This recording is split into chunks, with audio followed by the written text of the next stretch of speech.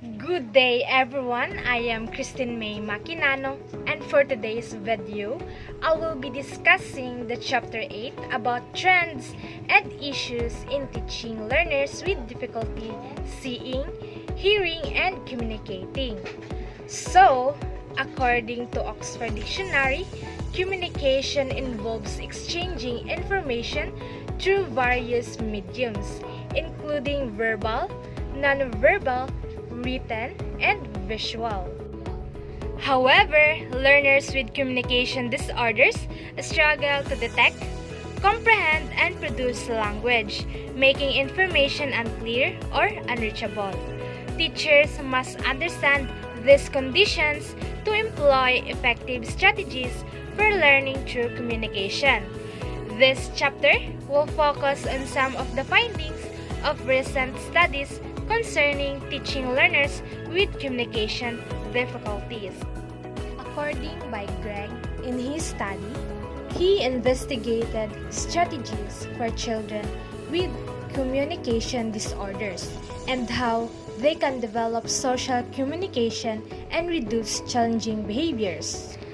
These strategies involve, first, considerations for collaboration of parents, teachers, and service providers in initial planning. Second, communication modifications. And third, peer support. As children transition from toddler to preschool years, their ability to regulate emotions improves, influenced by cognitive and language development.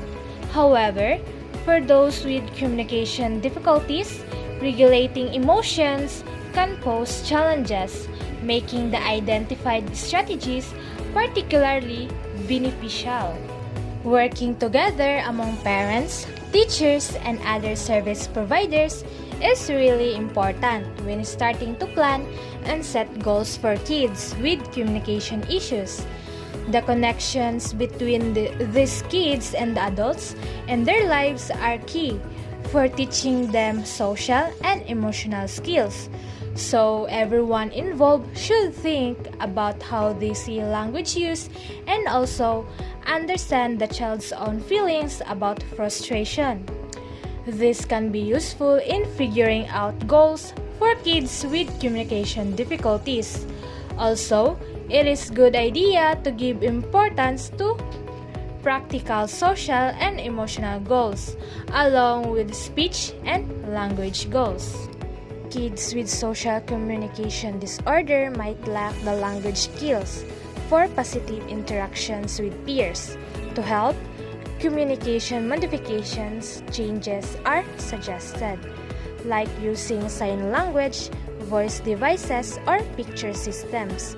But be careful with tech devices as they might not always be suitable.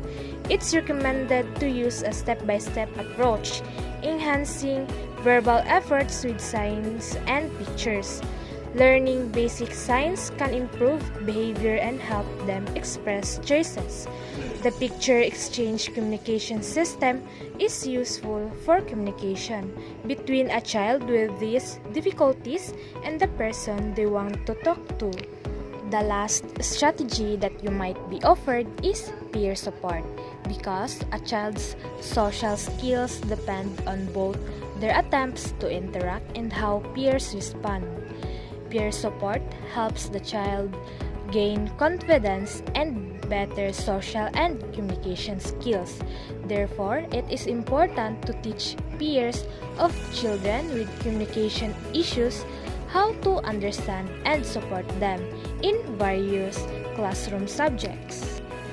According to Moreno Manso and his colleagues, they conducted research among the children with social communication disorders in residential care. They assess social competence by observing how these children use language in real communication situations. The evaluation considered various functions such as greetings, attracting attention, asking for permission, seeking information, making comments, and more. The study aimed to understand how these children navigate different aspects of social interaction. The study found that strategies for kids with social communication disorder should focus on building practical skills for effective social communication, including conversational language, requests, narrative skills, and understanding abstract language. Teaching skills for relating to adults and solving interpersonal problems is crucial. It is important to educate these children about social norms in real situations, emphasizing the use of communication in natural settings. Additionally, the intervention should concentrate on stimulating, reorganizing, and restructuring their social communication, along with enhancing their problem-solving strategies. Greg and Moreno Manso and others both emphasize the significance of focusing on practical skills when helping children with communication difficulties. It is crucial to consider teaching skills that are functional and to understand the learner's perspectives. According to Cruz, Santos, and others who conducted a study in Portugal on how students with language disorders receive extra teaching in inclusive settings, they created a tool to explore this, including questions about teachers' background and details about how they approach concepts, strategies, methods, organizing of support, evaluation, and planning. The survey was conducted online. The findings showed that most teachers understand the concept of language disorders and recognize its importance in supporting students. However, over half of the surveyed teachers lack formal training or sufficient information about language acquisition and development. Additionally, teachers mentioned a lack of knowledge in identifying students with language disorders. The result underlined the need to train teachers and equip them with sufficient information on language acquisition and development, particularly concerning language disorders. The findings highlight that teachers face challenges in implementing interventions for students with language disorders, particularly in developing effective strategies and creating individualized educational programs as part of a support team. Danielle and MacLeod conducted a study where they interviewed various people in the lives of children with speech sound disorders, children themselves, parents, siblings, friends, teachers, and other significant adults. The goal was to understand the challenges faced in meeting these children's developmental and educational needs at school. They argued that this information is crucial for developing classroom teaching practices that create a positive learning environment and offer experiences that include children with special educational needs. Children with speech sound disorders face challenges such as lack of confidence, not just related to speech but also extending to learning and social difficulties in school. Their observed withdrawal from interactions and limitations in verbal participation in discussions concern both teachers and parents.